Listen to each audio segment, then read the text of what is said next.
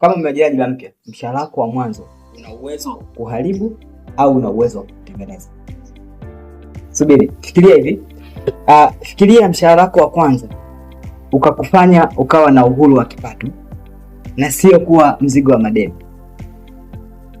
Kuna vitu 5 ambazo zilikuwa zikikusaidia mimi na ningeweza kuwasaidia na watu wengine ambao nimesha nao.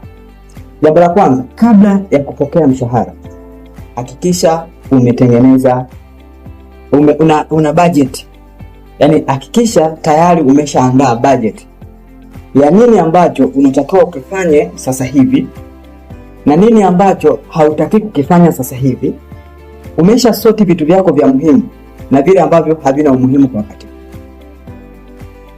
Jambo la pili ambalo ni muhimu sana, hakikisha unaanza kulipa madeni madogo madogo. Hakikisha unaanza kulipa madeni madogo madogo. Kwa sababu usipoanza kulipa madeni madogo madogo mapema, utajikuta unatengeneza mzigo. Kwa hiyo mshahara wako utalemewa.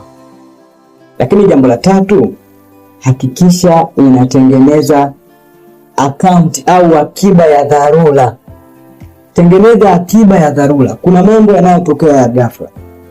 Kuna misiba, kuna kuumwa, kuna mambo ambayo ni ya muhimu sana, na hayo ndio yanayopelekea watu wengi waajiriwa wanaanza kukopa. Lakini jambo la 4 ambalo ni muhimu sana, uwekeza kwenye kujifunza. Yaani tumia mshahara wako uwekeza kwenye kujifunza. Unaweza ukanunua vitabu, unaweza ukanunua kozi, unaweza ukajifunza ujuzi wowote ambao utakusaidia kuweza kutengeneza kipato. Sio tu mfanyakazi ambao unategemea mshahara peke yake. Unaweza ukatumia muda wako wa ziada kutengeneza kipato. Lakini jambo la 5 ambalo ni muhimu sana, epuka zile anasa za haraka au tunasema life upgrade. Unataka kubadilika, uwe na simu kali, upange sehemu nzuri, ghetto kali, nyumba kali, sijui unataka uwe na nini. Hivyo vitu hakikisha umeshatengeneza msingi thabiti, then ndio uanze kupelekea huko. Lakini bonus, jambo la 6, hakikisha unajiandaa kustaafu.